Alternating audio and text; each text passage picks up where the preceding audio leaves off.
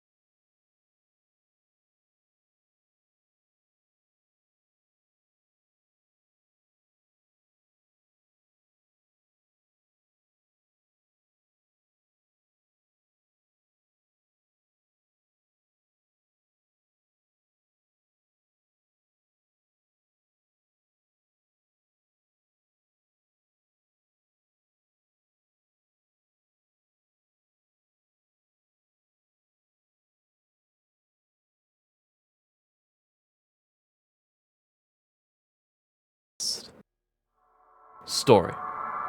Okay, scratch what I said earlier. This is actually the shortest category, and the reasoning is very simple. Doors has no story. This is actually one of the critiques of the game that I have, as you never get a semblance of story throughout the entirety of the game. Who are we? Why are we here? What is this place? Why are there monsters here?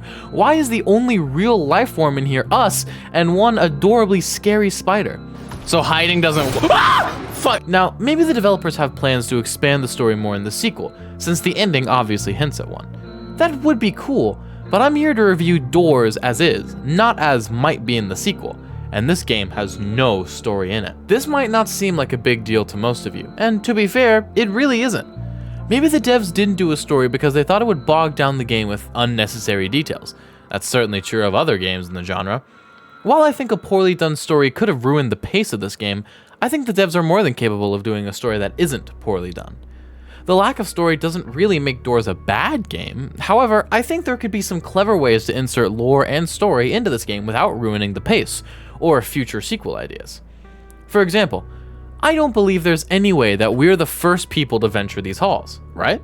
Perhaps across the many dressers that you loot in the game, we find notes or pages of a diary from people who were here before us. Well-written notes could deliver a sense of terror by portraying someone who is terrified of their surroundings and doesn't want to die. Also, these notes could serve as tutorials of sorts, always giving hints on how to beat the ghosts around the hotel. This, in my opinion, would be far superior than what Doors actually does for a tutorial, which I'll get to later, don't you worry. If the developers of Doors, by some miracle, see this video, I highly recommend doing a lore update at some point, because this would massively revitalize interest in this game by mainstream YouTube channels, since, to be honest, Doors somewhat struggles from replayability issues. But again, more on that later. Gameplay. Later is now. Let's talk about the gameplay of Doors. For typical gameplay, I actually think that Doors is brilliantly simplistic. You can buy items in the beginning, find gold throughout the game to buy these items, and sometimes pick up paintings to solve puzzles. Despite finding the odd key or lighter here or there, this is basically it for items in the game. And I like that a lot. It makes the game very accessible, very simple, so that anyone can play through the game without having issues understanding what to do. Until they meet Rush. And this brings me to perhaps my biggest problem with Doors. Its learning curve. You want to know how I think you're supposed to learn in Doors? Well, whenever a ghost kills you, the game will give you a cryptic hint about the monster who just killed you. After about 3 or 4 of these, which are different every time, the expectation is that the player will understand how to beat the monster. However, there are a few massive ways that this approach is flawed. First of all, there's a good amount of ghosts. Ghosts? Monsters? I'm just gonna go with ghosts. In this game. Expecting the player to die maybe 4 times for every single monster in the game is insane. Sure, some monsters, like eyes, you will only need 1 death to fully understand, but go into a public lobby and see how many players are still struggling with Rush. The first monster. I played with multiple people on my stream who had never made it to door 50 ever, because they couldn't figure out how to beat the monsters they met before that, like Rush, Seek, and maybe even Halt. In my opinion, this way of teaching the player is a cheap way to increase difficulty and replayability, which are 2 areas that this game struggle with the most. To be honest, most players who want to make progress in this game are probably just going to look up a YouTube tutorial or ask their friends how to play. In my case, I was very lucky to have my Twitch chat tell me how to deal with the monsters I encountered. And even when this game tries to teach you, a lot of times it's too cryptic until 4 deaths in. Nowhere is this more obvious than Ambush, a late game monster that only appears, mostly, in the last 10 doors. That's 90 doors in! Most players by this point are heavily invested and know how to deal with most of the monsters. When I died to Ambush the first time, do you know what it said? Just watch the clip. I have no idea what that was. It is a tricky one. Use what you have learned from Rush. Yeah, this one's tricky. Use what you learned from Rush. First of all, tricky? Thanks, Herlock Sholmes. Also, use what you learned from Rush? Excuse me? Treating Ambush like you treat Rush is exactly what I did, and guess what? I died. Not only that, this is actually terrible advice, because Ambush will kill you every single time if you treat it like Rush. What you're supposed to do is hide, get out, then hide again. Rinse and repeat. You know what would have been a far greater hint to give me in this spot? Don't treat it like Rush, because Ambush will make return trips. That's a short and easily understandable tip that the game could have given me. In fact, I can only think of 1 time the game tries to teach you how a monster works in an intuitive way. In door 50, the library, we see the big monster approach us to the response of the sound of the door opening, until he's drawn away by the sound of a crashing lamp. This is supposed to teach us that this monster is blind, but can hear very well. However, even here, it's actually kind of hard to tell what this cutscene is supposed to be. In fact, quick favor to all of you watching, if you didn't realize that that is what this cutscene was for, tell me so in the comments. I'm willing to bet a majority of players just think that this cutscene is a spooky one to introduce the monster, not some attempt at an intuitive tutorial. In my opinion, Door should give you a clear and concise way to beat the monster after only 1 death, not multiple. Because you know what this does for the game? Noobs searching tutorials on how to beat the monsters? It makes it significantly less scary. A monster appearance for a new player should be, oh my god, what is that thing and how is it going to try and kill me? Instead, it's either, oh, this one, I know what to do here, or, what is that one? I haven't watched a tutorial for that one yet. Off to YouTube.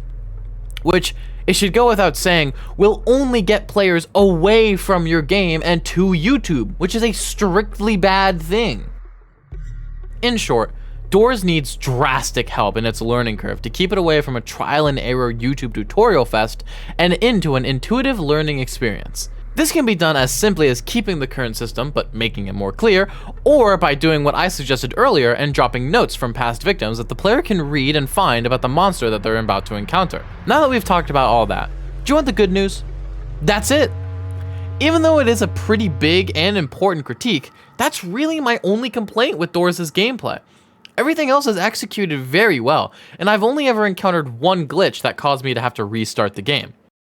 Overall, Doors is one of the best horror experiences on Roblox, with its main downside being a sharp learning curve that is hostile to new players, without the use of YouTube or knowledgeable friends. And even with my complaint about the lack of story, that's simply me wanting more of this world and its creatures.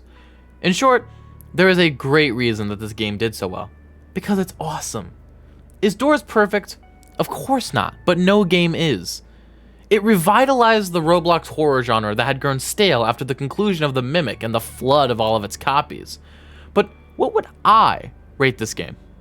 I rank games out of 10, with a 5 being an average score of I don't dislike it, but I don't like it either. 1 being a never touch this game as long as you live, and a 10 being perfect. Since Doors is an amazing experience that comes just short of being the perfect horror game, I'm giving it an 8 out of 10, with the 2 points being taken off for its bad learning experience and lack of any narrative within the game. I've been Rister'S, and thank you for watching.